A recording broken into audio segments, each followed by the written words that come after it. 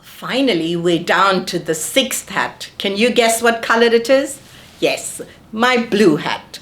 So when we wear a blue hat, what is blue? Nature, ocean, vastness, right? So our blue hat is all about control, of pulling it together, bring all the points together. So in the blue hat, it's like the conductor in an orchestra.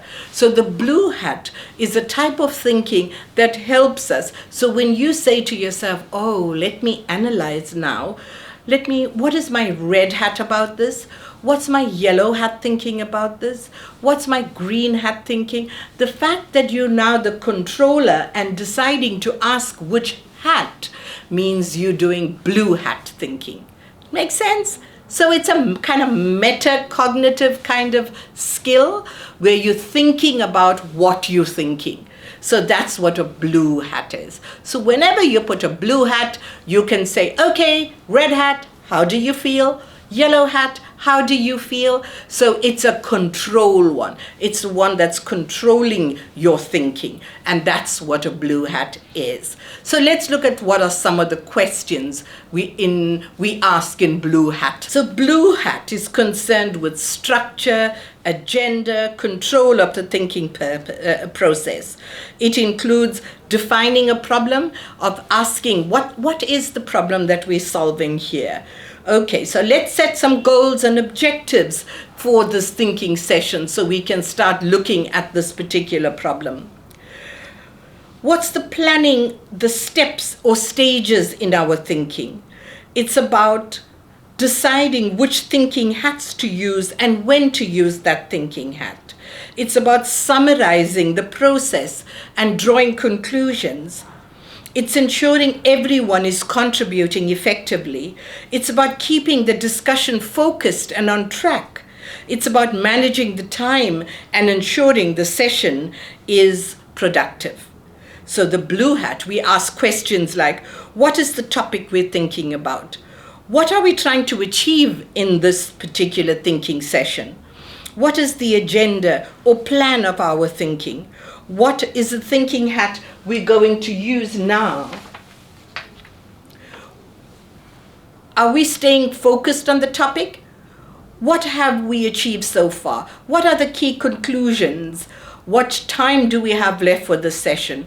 Are we using our thinking time effectively? What should our next step in this thinking be? So this is the boss. The blue hat is the boss. So let's look at an example of blue hat thinking. Here, there's a problem. A family is having a recurring conflict about household chores. Let's use blue hat thinking to manage a family meeting to resolve it. That's a good one, isn't it? So the situation is we're trying to resolve a family chore conflict. So blue hat, step 1, define the problem. So what is the problem in this? So let's start by clearly defining the problem. So we're having conflicts about household chores. What are the specific issues? So we go about defining the problems that are there. Step 2, set the meeting goal. So we sit with the family together. We've identified what the problem is. So let's assume it's all the children are saying that, we got too much homework, I can't do it. The other brother says, but I have soccer practice and I can't do it. And mom says, I am exhausted. I will be coming late today. I can't do it. And dad says, well, I'm working late tonight. So that's all the factors that we write down. So in blue hat, step 2, set a meeting goal. What do we want in this meeting? The goal of this meeting is to come up with a fair and more agreeable system for sharing household chores. All right, so how do we go about it in step 3? We have an agenda for the discussion. Let's go around and everyone share their perspective on the chore. That's the red hat and white hat. Then let's brainstorm solutions. That's the green hat. Finally, we'll agree on a new system. All right? So let's go about it. I want you to think about this for a minute, right? So we got the problem about the chores. We know mom is dad's stance, the brothers, what they have. Let's go around and share the perspectives, all right? So again, the mom is, I'm tired, I'm exhausted, red hat thinking. I don't have the time to do anything more, white hat, all right? The brother is saying, I want to play soccer, all right? Adamant that he wants to play soccer, red hat.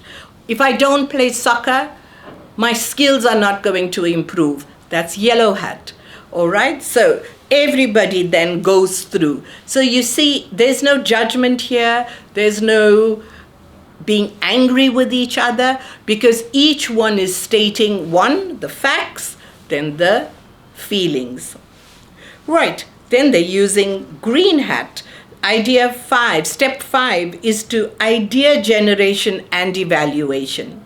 Now let's put our green hats and brainstorm the many ideas and possibilities for a better chore system. Then we'll use our yellow hats and black hats to evaluate them. And the 6th step is decision and agreement.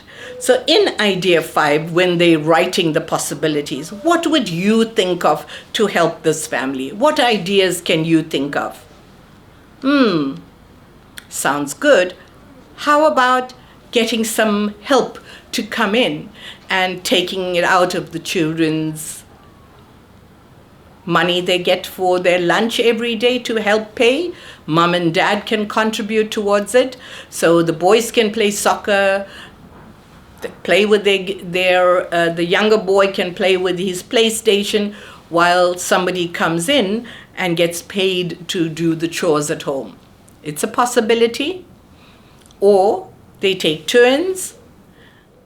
Each grade is filled with subjects spanning an entire year's curriculum, neatly segmented into terms.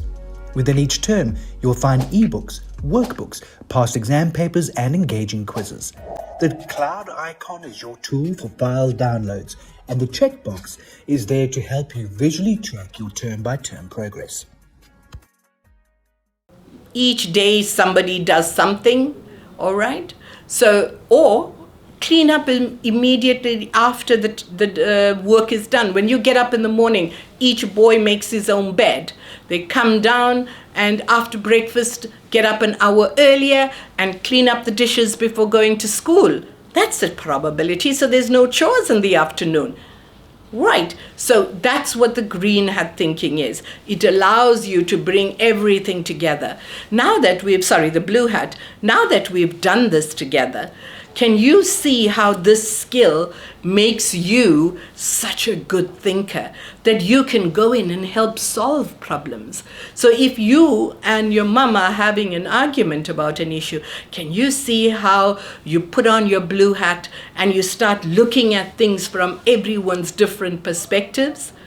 Okay, so now get onto your workbook and do the exercise in your workbook on the green hat thinking. And then we will get back again and do the MCQ scenarios. Let's do a blue hat thinking example. You were trying to decide on the future career path.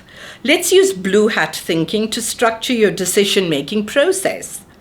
So the situation is controlling or choosing a career path. Blue hat thinking. How do I organize my thoughts to make an important decision? So blue hat, step 1, define the decision. The decision is, what career path should I pursue after school? This is a big, important decision. Blue hat 2, what objectives for the decision? My objective is to choose a career path that is fulfilling, uses my strengths, offers good future prospects, and aligns with my values as a person. Blue hat step 3, the thinking process plan. Okay, how am I going to manage this? Okay, I'll start by gathering information about different career options. And what hat is that? Absolutely, it's a white hat. Then I'll consider my interest and feelings about each option. I need to know how I feel about each of the white hat decisions. Yes, you're using a red hat to do that. I'll explore the positive aspects of each path. And what hat is that? The positive, sunshine, yellow hat. And the potential challenges of each option is what hat? Black hat. Finally, I'll make a decision. Making a decision is blue hat. Step 4, information gathering. That's the white hat. Okay, first, white hat thinking. I need to research different careers. What are typical tasks required? Skills. What education path do I need to take to get there? How many years does that take? What are the salary ranges of this person? What does a future job outlook looks like? What would I be doing on a day-to-day basis? All of these are white hat skills. Then in step 5, we go self-reflection. How to register? Tap the iWiz icon. On the login screen, click Sign Up. Complete all fields and click Sign Up. Enter your email and request an OTP. Enter the OTP sent to your email and click Submit OTP. You are successfully registered. Use your email and password to begin. Now, red hat thinking. How do I feel about each of these career options? Which ones really excite me? Which ones I'm nervous about? Which ones seem boring and unappealing? What are my gut reactions? What do I like? Do I like the money, the salary? Step 6, pros and cons, yellow and black hats. Remember, we said the black and yellow are flip side to the same coin. Black is what are the dangers, pitfalls. Yellow is opportunities, sunshine. Next, yellow and black hats. For each career path, what are the potential benefits and opportunities? What are the risks, challenges, and downsides? That's directing your yellow hat side and the black hat side. This is a long exercise. It would take you sit down, doing research, and really trying to figure things out. And finally, the pros and cons. That's step 6. That's looking at the benefits, the flip side of the coin. And step 7 is the final decision. Finally, blue hat again, based on all this information and reflection, considering my objectives, which career path seems the best fit for me. And that's the blue hat controlling you, using each of your hats to make your decision. So let's just look. What is the power of the blue hat? The blue hat is the control hat that makes all other thinking hats work effectively together. It is essential for organizing and structuring our thinking, for managing discussions, for ensuring productive and focused thinking sessions, for us to be clear about goals and objectives, or to maintain an overview and perspective, and finally leading us towards correct decisions. So the blue hat is organized, efficient, effective thinker and problem solver. So now that you've met all your thinking hats, you are now the master and controller of your thinking. Enjoy your thinking journey.